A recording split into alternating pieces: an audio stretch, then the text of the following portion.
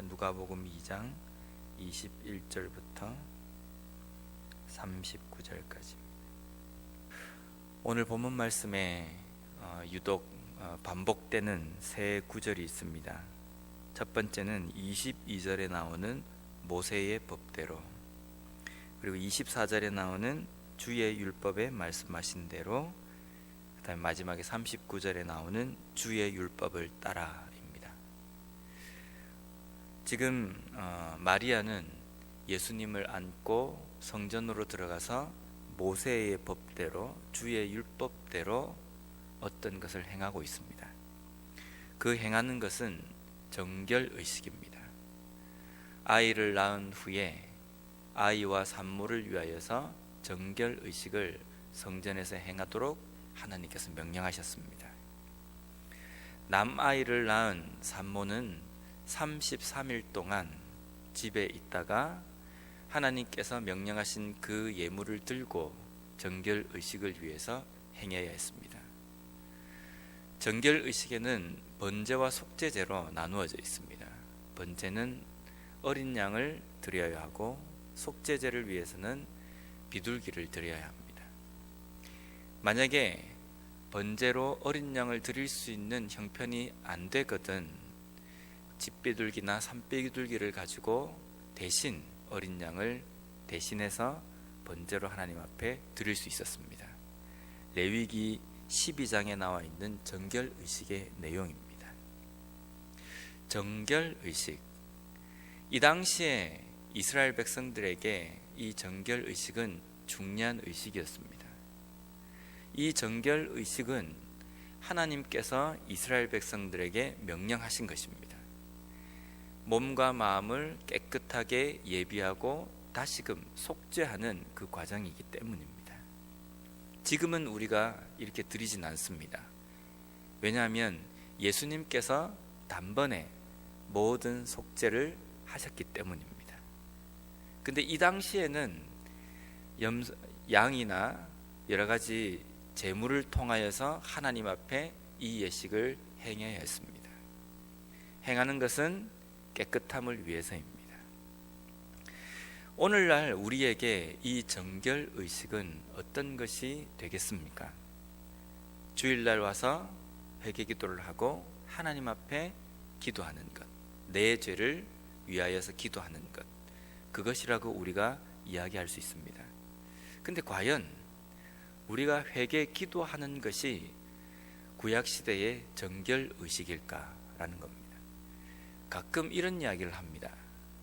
주일날 우리가 생활을 하면서 주일날 교회에서 거짓말하면 큰일 난대, 이런 이야기를 합니다.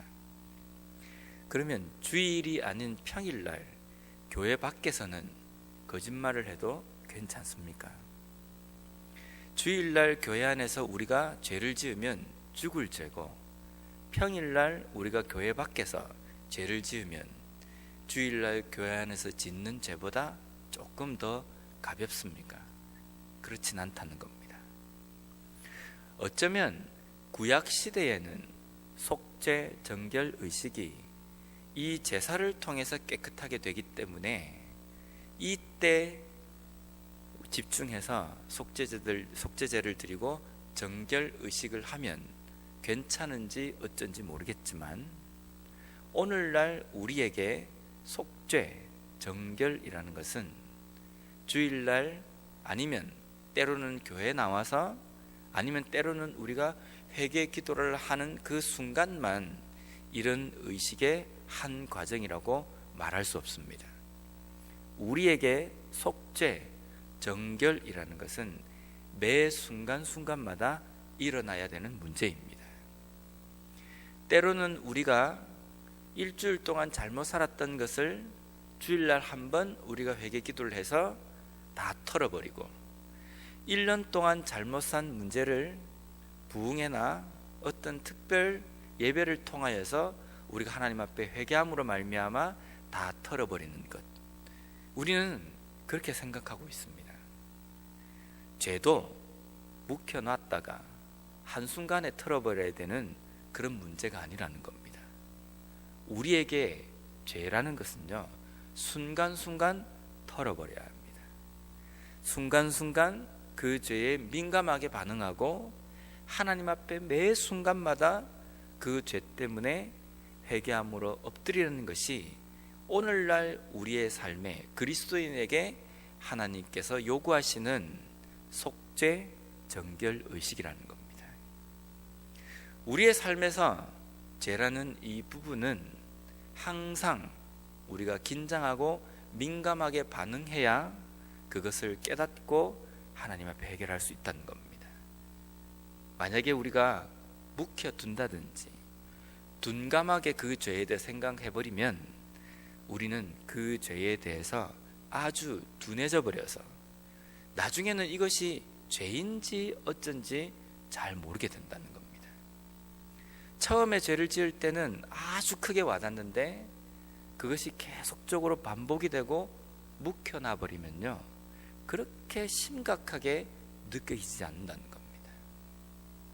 오늘날 우리에게 요구하시는 하나님의 속죄, 정결 의식은 어떤 부분인지 우리가 제대로 깨닫고 우리의 삶에서 계속적으로 회개하는 그런 작업이 있어야겠습니다.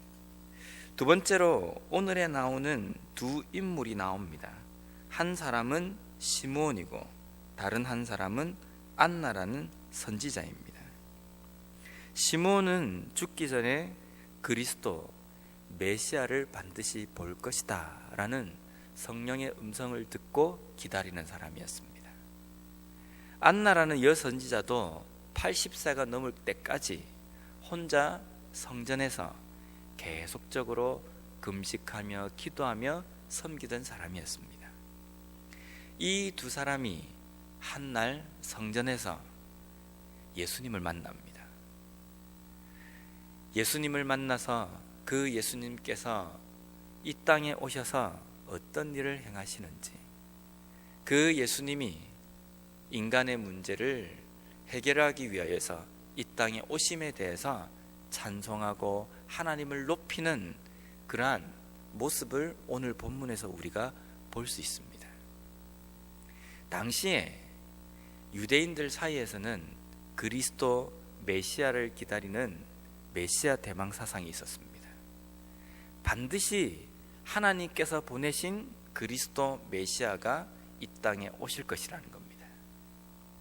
이 메시아 대망 사상은 유대인들 중에 몇몇 사람들만 비밀리에 알고 있던 소식이 아닙니다.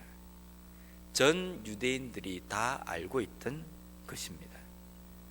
적어도 하나님의 백성이라고 한다면, 하나님의 말씀을 알고 있는 사람이라고 한다면 모든 사람들이 남녀노소를 불문하고 다 알고 있는 그러한 소식이었습니다. 그런데 이 당시 예수님께서, 그들이 그렇게 고대하던 예수님께서 오셨을 때에 사람들의 반응은 두 가지로 엇갈립니다. 한 부류는 예수님을 알아본 사람이고 다른 한 부류는 자기들 코앞에까지 예수님께서 오셨음에도 불구하고 예수님을 알아보지 못한 사람들입니다. 그런데 가만히 보면요, 예수님을 알아보지 못한 사람 대부분, 그 중에 많은 사람들이 소위 종교 지도자들이었습니다. 종교 지도자라고 한다는 것은 말씀에 대해서 이만저만 능통한 사람이 아닙니다. 하나님의 말씀에 대해서 더욱이 메시아를 보내주겠다고 이야기하는 그 예언의 말씀에 대해서 빠삭하게 알고 있는 사람들입니다. 메시아는 어떤 분이고 메시아가 와서는 어떤 일을 할 것이며 메시아를 통해서 우리의 삶에 어떤 일이 일어날 것인지에 대해서 그 누구보다도 능통하고 잘 아는 사람들입니다. 그런데 그런 사람들의 대부분이 예수님을 알아보지 못했습니다. 자기들 눈앞에 기적이 일어나고 자기들 눈앞에서 그 메시아가 설교하고 외칠 때에 고함을 쳐도 알아보지 못했다는 겁니다. 그런데 오늘 읽은 이 본문에서 늙고 초라하게 시간을 보내왔던 사람들은 아기 예수님마저도 알아보았습니다. 왜 알아보았냐면요, 매일매일 그 메시아를 기다리는 삶을 살았기 때문입니다. 그 메시아를 만나기 위해서 준비하였던 사람들입니다. 그 메시아를 만나기 위해서 준비하는 과정 속에서 성령의 충만함으로 함께 되어 있는 사람이었기 때문입니다. 기다리는 사람은 시계를 자주 봅니다. 9시에 내가 무엇을 해야 되겠다고 하면 8시 반부터 시계를 보기 시작합니다. 몇 분 남았느냐, 앞으로 몇 분 남았느냐, 계속적으로 시계를 초조하게 바라봅니다. 몇 초가 남기 전까지 계속 시계를 보며 기다립니다. 그래서 정각이 딱 되면 드디어 시간이 되었구나 라고 생각합니다. 우리는 초림의 예수님께서 다시 오시겠다고 말씀하신 재림을 기다리는 사람입니다. 재림을 기다린다는 것은 초조하게 그날을 갈망하는 사람들입니다. 우리의 삶에서 다시 오실 재림의 예수님을 기다리며 시계를 자주 보십니까? 오늘 내가 내 통장에 얼마가 들어올 것이다, 몇 시쯤 들어올 것이다 라고 하면 아마 시계를 하루 종일 들여다볼 겁니다.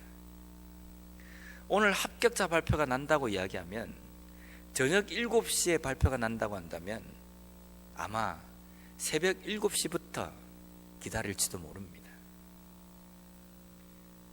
그 정도로 우리가 시계를 보며 초조하게 기다리는 것은 갈망하기 때문입니다. 예수님의 재림을 우리가 갈망하고 기다리는 사람이라고 한다면 자주 시계를 들여다볼 겁니다. 그런데 우리는 우리의 삶에서 다시 오실 재림의 예수님을 우리는 빠삭하게 알고 있습니다. 이 당시에 초림의 메시아를 잘 알고 있었던 종교 지도자들처럼 말입니다. 그런데 안나와 이 시몬이라는 사람처럼 갈망하며 시계를 자주 들여다보며 오실 메시아를 정말 초조하게 기다리고 있는지 우리의 삶을 돌아봐야 합니다. 분명 예수님께서는 언제 오실지 모르게 도적같이 오시겠다고 하셨습니다. 지금 이 순간에도 주님이 오실지 모릅니다. 그런데 우리는 오늘 아침에 일어날 때 시계를 들여다봤습니다. 왜 봤냐면 새벽 기도 시작하기 전까지 몇 분이 남았는지 그걸 위해서 들여다봤습니다. 우리가 시계를 들여다보는 것이 오늘 주님이 오실 텐데 몇 분이나 남았을까?